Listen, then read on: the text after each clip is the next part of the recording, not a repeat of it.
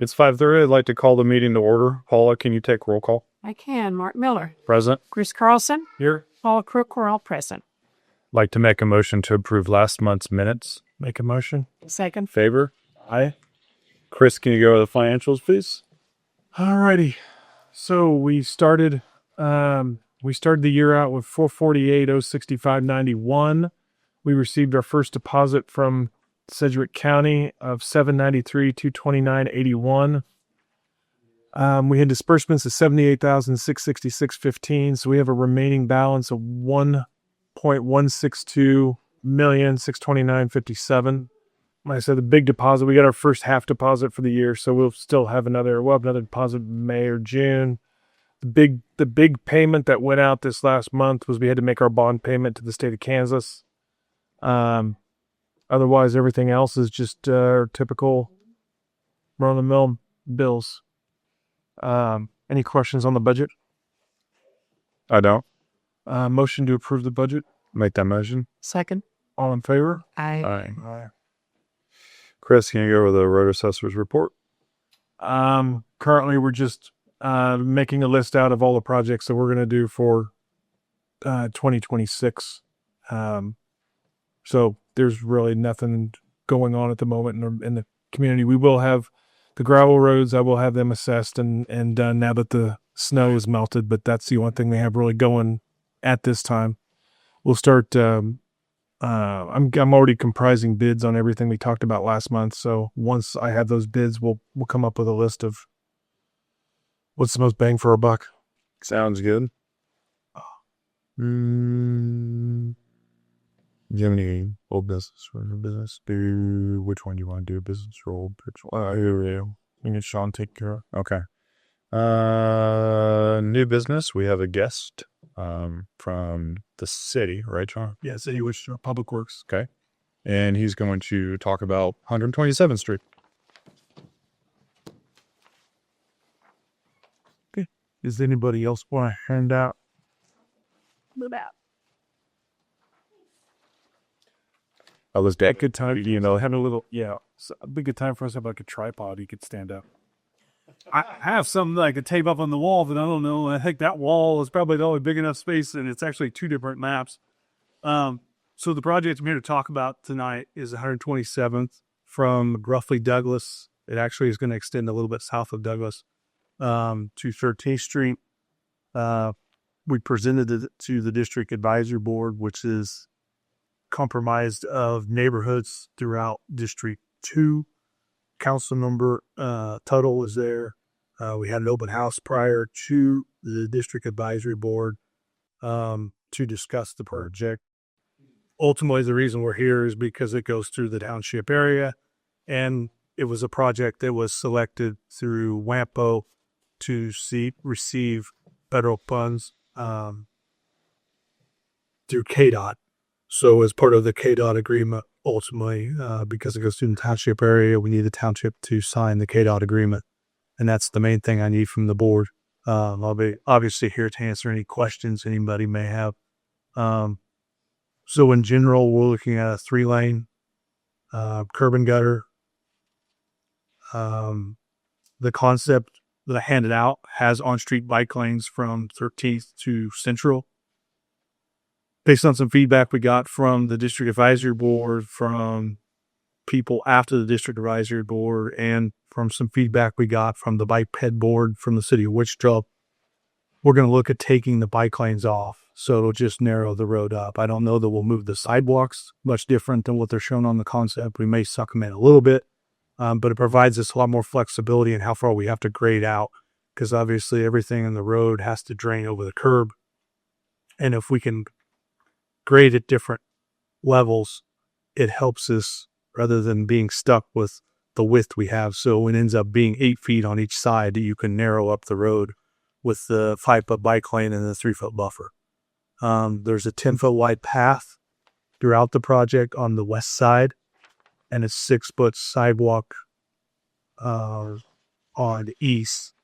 We have a ped crossing where the K96 path dead ends at 127th on the north side of the bridge that goes over K96. There will be an island there for people to want to cross if you don't want to. Whatever. We have not decided what we're going with as far as push button type facility, but particularly if it's not peak time and you feel comfortable doing so, you can walk halfway across, get across one lane of traffic, stand in the middle. There's a median there. Feel fairly safe. You're not just standing out in the middle of the asphalt, and then cross when you're able to on the other side. Trying to think. We have medians where we can put them in for a couple different reasons. One of them ultimately is some beautification. We'll put in trees and stuff like that. Helps a little bit with the heating up you get from all the asphalt out there, so you don't end up quite as much asphalt. It also helps make the road feel a little bit narrower. And so people can just slow down some, because obviously this is an arterial street straight away. There is nothing stopping them from going fast goings. So whatever, maybe the 3-lane helps out compared to 4 or 5, because you don't have people weaving in between lanes. Where we are proposing to put medians will not impact current access points. Is this similar to some of the stuff that was done on 159th Street from Kellogg north? There was a lot of work done over there where they put in some medians and trees and kind of redid the road over there. In general, I would say yes. But it's been a while. That was not ours. That was Andover. Oh, gotcha. So I don't know that all the ins and outs of that project. I dealt with a little bit because we had some water line that we installed with the project.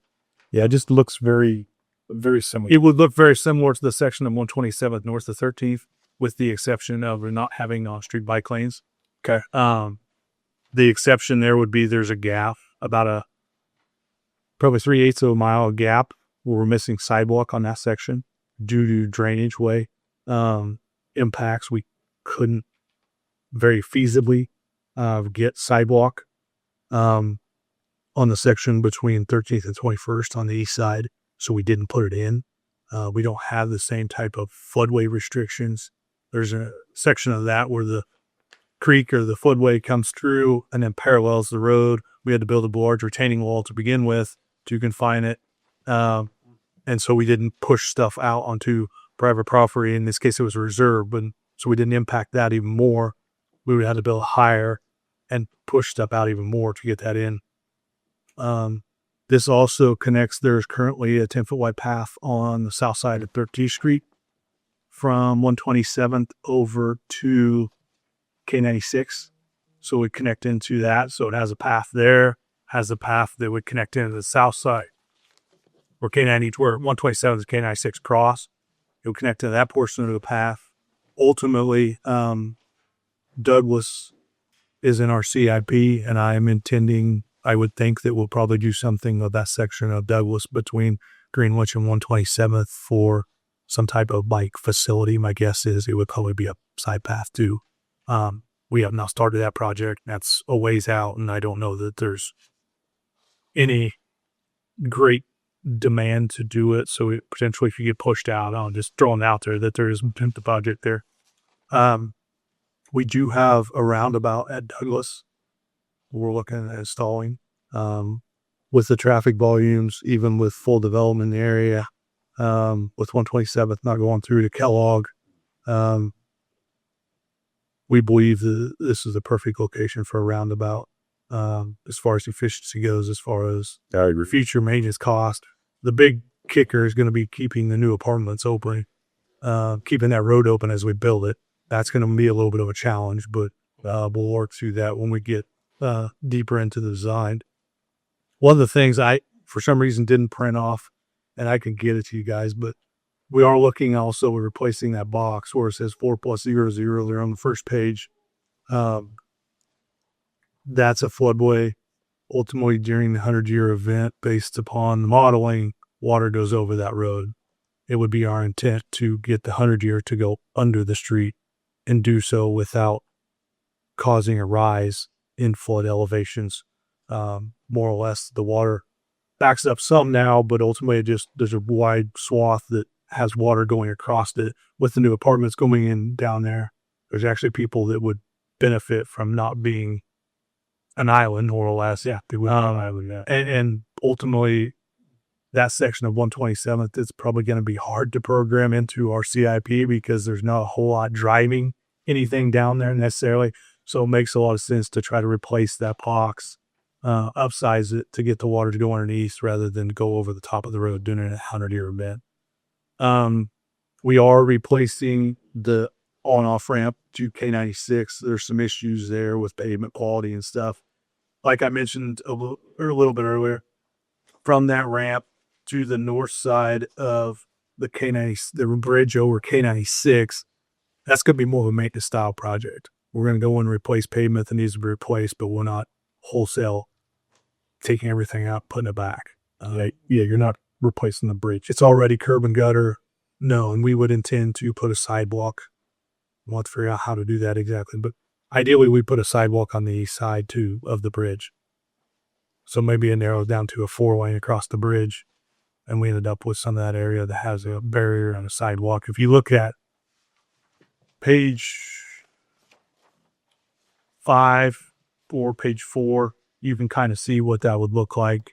Again, we're getting rid of the on-street bike lanes, but you can end up with a sidewalk there and still end up with a 4-lane across the bridge pretty easy. Yeah, and that way that sidewalk on the east side would have connectivity north and south across the bridge. So no more bike lane. And you said between Central and 13th? That's the only place we had it shown. Okay. South of there, right away becomes much more constrained. And because the south leg between the 96 KTA on-off ramp and Central, it's only a 3-lane now. It's curb and gutter, but it's only a 3-lane. So we would have had to completely obliterate that or widen to one side or widen both sides, not curb off. And that's a portion of that is maintenance, a maintenance only project, not a complete reconstruct. We do end up with adding a right turn lane on that south leg. So we do have a little bit of widening on that south leg based on the traffic volumes for people going north and wanting to turn right, to help that signal work better as stuff develops and more traffic happens in the area. But still sidewalk throughout the entire thing. Yes. Sidewalk east side, multi-use path on the west. Okay. And the multi-use path is just a wider sidewalk. It's typically going to be 10 feet wide. So a little bit less curious how this is just a curiosity question. On page 2, let's say starting out at 48 plus 00, I know that the ditches go down significantly. Is the road going to be going down to match close for that elevation, or is it staying? Because you were talking about curb and gutter and sidewalks, so I was just wondering if the road was going down quite a bit. So if you see from 47 to even 63, we can't get low enough. So there is a ditch. That's what that little dashed line means. And there's an area inlet. So like it's 61 plus 00 on the east side. There is still a ditch behind there. We can't lower the road enough to get everything to drain over. So there will still be a small ditch there. We will get a lot of the water contained within there, but there will be some. We cannot lower the road enough. Mm-hmm. And that happens at a couple different locations. Anywhere you see that dashed line, there's one that drains to the crossroads height. That's still a dashed line. There's one from about 50 plus 50 to the inlet there, 54 plus 0. There's still a ditch there. And then there's some from about 47 to 49 where there is a ditch still behind there. We just can't lower the road enough to be able to make that work. You still get drainage to outfall. With curb and gutter, how does that work? I mean, would water even accumulate there at all? It would still drain somehow, I'm assuming. Yes, we have inlets. That's what the square, if you can see the pike. Like this one right here? Well, this right here. Oh, okay. And then this right here. Okay. And then those are actually pit. That's actually the wrong side. Here's what I'm talking about. Okay. On the east. Those are areas. This one just comes over to this ditch. So here, we're picking that one up there. These are picking up, the ones on the west side are mainly picking up small pipes that come out now. Okay. There's small plastic pipes that come out of there, or there's swales that come through different properties that we're picking up. What are the chances that, because it sounds a lot wider. So you've got the sidewalks, curb and gutter. How much of that really is going to be less to the point where you just like fill it in with dirt and make it all level with the walls to the east and to the west?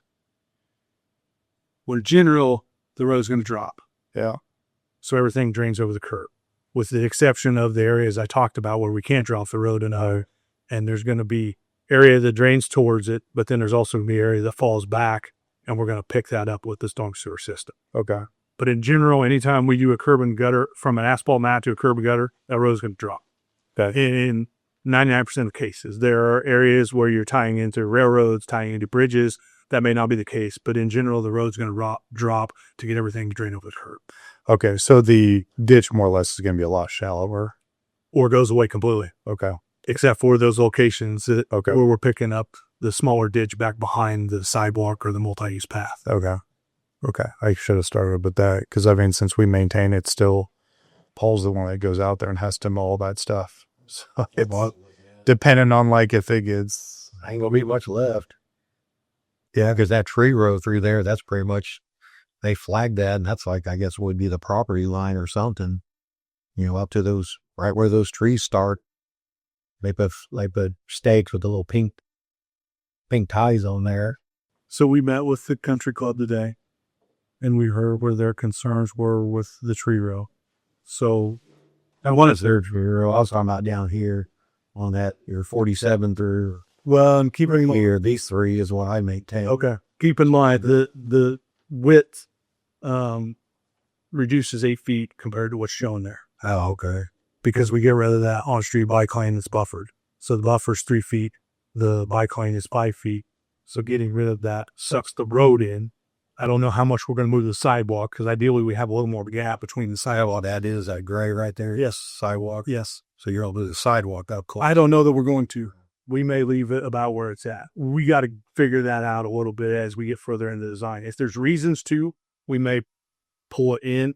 But ideally, if you can have a gap between there, for safety reasons, for comfortability reasons, things like that, it helps. What's the green? I guess what's green grass? Oh, okay. Okay, so yeah, But no, and ultimately in this case, where we're adjacent to developed stuff, it would be sod. If it's irrigated, we typically do fescue. If it's not irrigated, we would typically look at buffalo. If there's issues with that, let us know. But that's our typical standard. Is it does not. this one's irrigated. I know that. These two are not. Got Chris Reed. Those two are not, but the wall in front of the bill is going to a new little building being built here. Yeah, that's all irrigation. I didn't know that for a while till one day we'll start getting sprayed. Very well hidden. Thank you, Sean. I appreciate it. Was that it? It's pretty cool. That's all I have. Like I said, give me probably a couple of weeks. We're going to start talking about where we're at with the city of Wichita and submitting for the 2930 TIP, which is the federal funding. I'm guessing we're probably going to try to seep a little more federal funding with this project due to where the cost estimate ultimately is. If we do that, I'll probably just go ahead and move forward with the agreement as worded, and we'll do a supplemental because they'll end up having to do that anyway with the additional funding. And then we can change the on-street bike lane issue that's in there if that's the case, if KDOT has a big issue with it. But I probably need a couple of weeks to figure that out, so I wouldn't worry about signing anything right now. I'd still like you to approve signing of it tonight, but if you can hold off on actually signing it, and I could the only thing that would come out would be on page, I think it's 2. So we'll make a resolution, or can we just? Yeah. Well, I get some questions yet. Okay, because if we don't need to sign it now, then we just do it next month. He'll probably need to sign before. Item number 23. It says a 3 or 5 lane roadway with on-street bike lanes and sidewalks. So KDOT has a big issue. We may get rid of the on-street portion of that. Okay. I do. So I have a couple questions. So Article 5 was about Minnehaha responsibilities. Basically, a signing agreement agrees to this project authorization. We agree to coordinate with the secretary and the city. That's all fine. Use of right of way, we grant the city and the secretary use right of way. I get that. Authorization, signatory. Minnehaha shall authorize a duly appointed representative to sign for Minnehaha for any and all routine reports that may be required by the secretary. That's not a problem. I have questions about the right of way, which is line item 5 under there. It talks about right of way acquisition. Minnehaha will, in its own name, as provided by law, acquire or purchase dedication or condemnation of all right of ways shown on the final design plans accordance to the schedule established by KDOT. We're not acquiring any right of way, are we? Because we don't have a large enough budget to necessarily go acquire property and condemn property. Typically, we don't do that. KDOT does that. Where's that at? Article 5, so page 14 of 33. Article 5, Minnehaha responsibilities, line item 5 underneath that.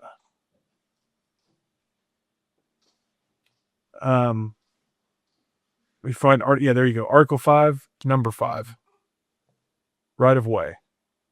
So I'm looking at 5A, 5B, 5C, 5D, 5E.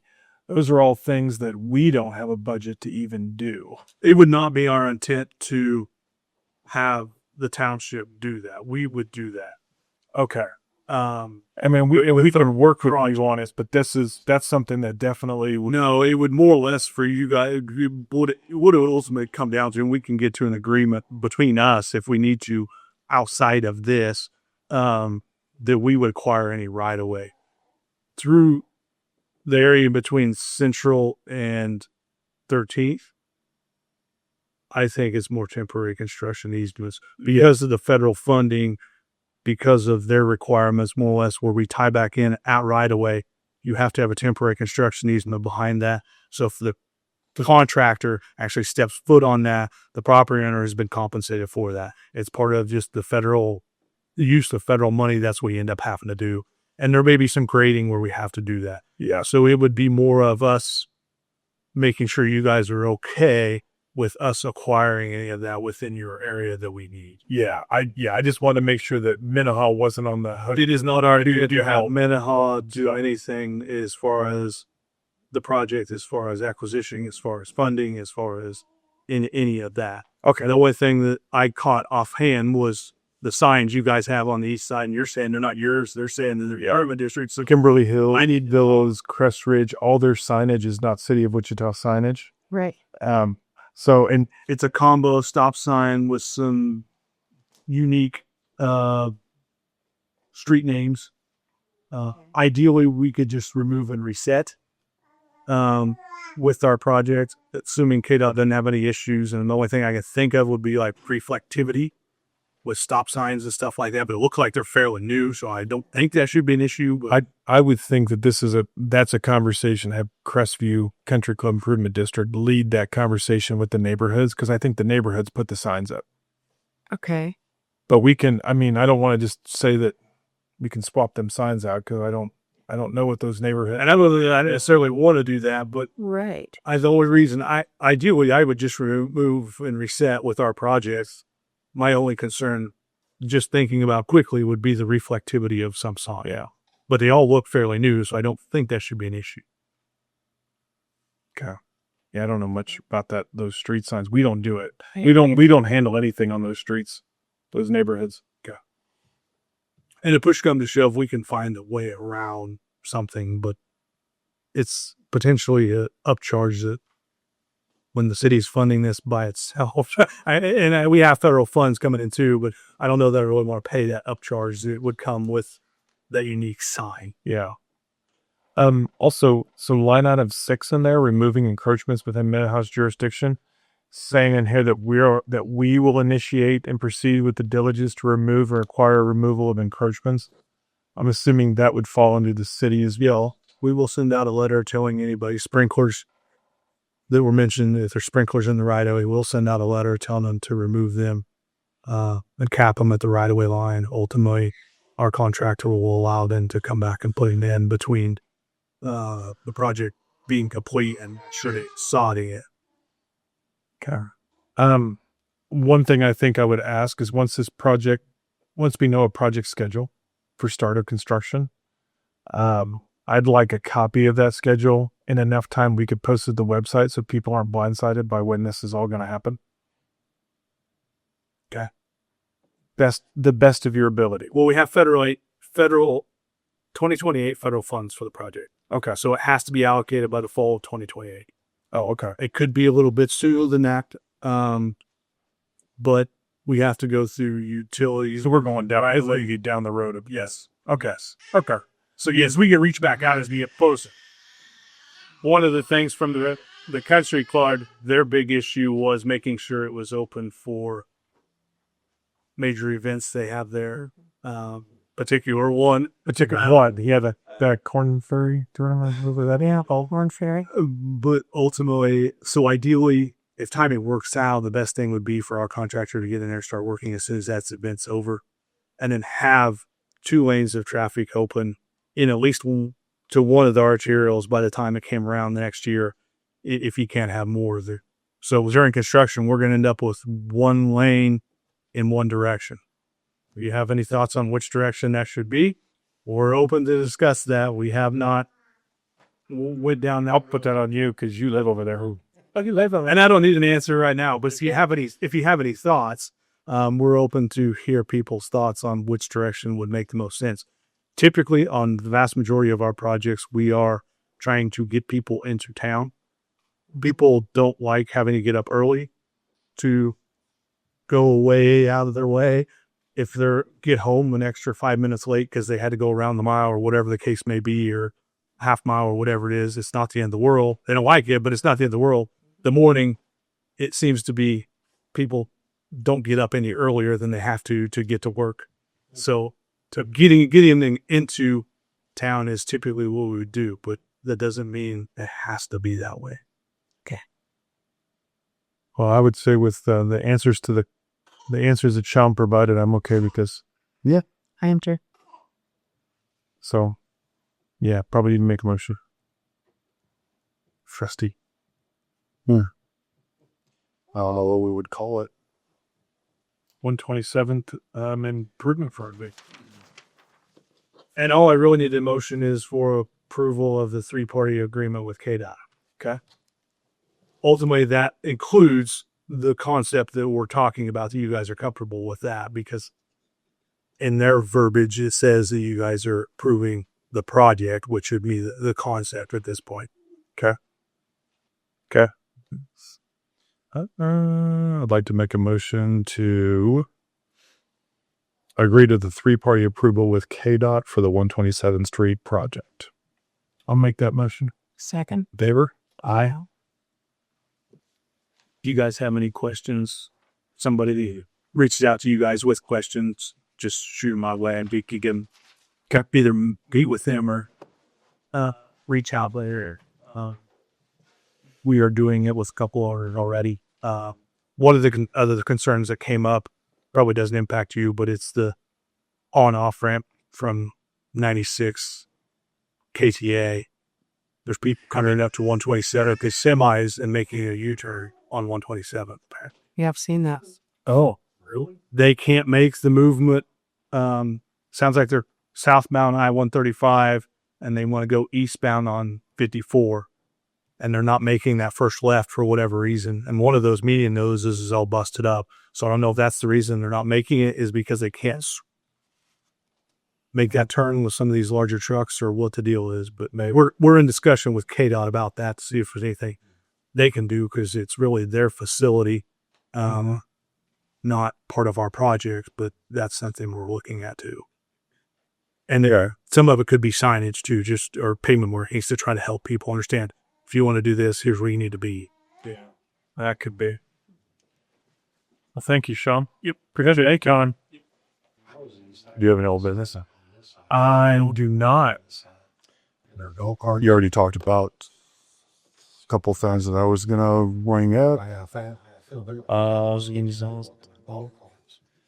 Paul worked quite a bit over the weekend during the little snowstorm that we had to clean everything up over in Crestview and a couple other places. So that was nice. Maybe go over what Minnehaha's policy is on snow removal. That's a good idea. Remind people. So the snow removal is obviously we want to get the streets clean. Just email me. But there's also a minimum depth that the plow can go down to without destroying the roads. So we had a couple email requests for some snow removal to happen. Paul had done all of the roads. And so just to be clear, without damaging the roads, we can only go down to as much as where the ice starts getting packed, because then you're just scraping concrete, asphalt up off the ground with the snow, or with the ice, that is, because everybody saw how packed it was and how long it stayed. Belief flows. It rides on skids. So, I mean, it can't dig in or where it just rides on top and gets wet, whatever's at top. Yeah. And other entities like the county and the city will not go into neighborhoods and clear snow. So this is kind of like a bonus to even get a lot of that cleared out. So And I did go out over and over. you did. You even went out a second time after that request. So it's really up to the time that you have to be able to do even more than what is already done. And cul-de-sacs, they come last. I get the main roads clear first, and then go back to do cul-de-sacs. And each road to that takes time. You know, the people park their car down the street. That don't help. And cul-de-sacs with islands are very difficult to navigate I'll make sure I remind with snow removal. About impossible. I actually took my time, without trying to back in people's driveway. I was getting down there, going around it, then drop the blade, and try to push out best I could without creating a lot of drifts. But yeah, the meadows is probably the hardest one because of the islands. We want to just say will not remove snow. Yeah, and the cul-de-sacs with islands will support that. Oh, again, it's not a big deal. It just takes time. With those are going to be towards the last that I can do, because I try to get the majority and the quantity. Whichever ones are easier or faster to do, get those done first and work on the smaller ones. But this was a perfect snow. Packed snow, that's great. It was easy to drive on. I forgot because it's been so long since we've had the snow. But last year we emailed the residents to ask them not to park in the street. Yeah, just so they got High Street. Yeah. So we'll try and remind our board. It helps me. If I I don't want to, drift someone's car in like they're doing in New York. I try not to. I can fold the blade in. I tried to slow down. Like I said, that's why cul-de-sacs are usually done last. And, you guys been freeze. Those I really try to do better, because you guys got to go up a hill. So that's the first ones I do, is that one. Anything that requires. We got Sean when he was going to start this project, or when they were thinking funds. It had to be on here by 2028. So it's gonna be a while before they do really start the project. Oh, you gotta sit that down. No, because once they get the design and KDOT buys out on the design, the funding comes in. Then they got to start acquiring land and doing utilities. So, I mean, it's going to probably be 2027 before they would start it on the core. So we're probably a year out. I just did a whole street like that before even being know about it. it's all of our guys that called and Well, I gave the address, and that's fine. Is that we had one lady in 1 year call. She said, "Well, can you scrape it all the way down to the ground?" So that's what I'm thinking people want, is down to the ground. They can't. The city of Wichita does, and the state does that because they can drop their blades all the way to the ground. We can't. Our blade won't go to the ground. You don't want it to go to the ground. But the city of Wichita and the state won't do your neighborhood. So Man, they still ride on skids, but They actually just stick to emergency roads. They won't even do any of the main, and that's why a lot of the roads were still packed. I think 143rd was pretty packed for a while. so my buddy, he works for Sedgwick County, 53rd and Greenwich, which covers all the way to Central and 159th, but they also cover all the way out west, like to Ridge or somewhere out there. And he's like, yeah, they were on 12-hour days, split shifts, running 2 guys per truck, so I could switch off every 4 hours. And one guy just sit back and take a nap as he could. And he goes, oh, God, it was a lot, to get done. He goes, there's so many roads you don't realize. We only do one side at a time. And he goes, they were out every day. Yeah, there's a lot of roads. 24 hours a day, they were out doing it. And I did see him going down 143rd there a couple times. I'd like to make a motion to adjourn the meeting. Motion. Second. Favor? Aye. All right. I'm assuming all the questions and answers are completed. Why did he say they were removing the bike lane from the plan? Not sure. He was having, they were having meetings with a bunch of the internal groups, I guess, with the city and the county. And there wasn't, before the meeting started, he said something about there's not a large enough use to justify it. I don't know what that means. I don't know if they have an equation. I'm assuming it's also going to take a lot more real estate than Crestview Country Club really wanted. Just to give up. So I don't know if he Probably would have taken their tree line out. Yeah, because he talked about that in the beginning, and then he said we're going to remove the bike lane, which I mean I don't recall seeing any bike lanes on the road in Wichita. Do you guys? Downtown. I mean, so for it to start for a strip between Central and 13th, it's like 127 between 13th and 20th. North of. in the road. Yeah, north of. And then 159th Street from Kellogg North also has them. Okay. I usually just ride my bike on the side. I was asking him why they put the wide lane on the legal west side instead of the east side. I said the golf course on the east side. As a wide, because the wide lane is multi-use. It's for biking, running, all that. And then the one on the east side is for walking. And you're probably on the Crestview Mile, you're going to get a lot of walkers. I can see that, but you're They've been wanting a sidewalk down that road for years. I think sidewalk's great. So well. I don't have any issue. If they lower that road down even 2 feet, will make a world of difference. For ditch, it's pretty gradual. So, I mean, even 2 feet there will almost flatten it out. So are they going to have the same type of meetings when they get around to 143rd on the south side of the road? Kellogg? yes, Okay. if it's not their property, yes. If it's Minnesota Township property, yes. All right. Thank you.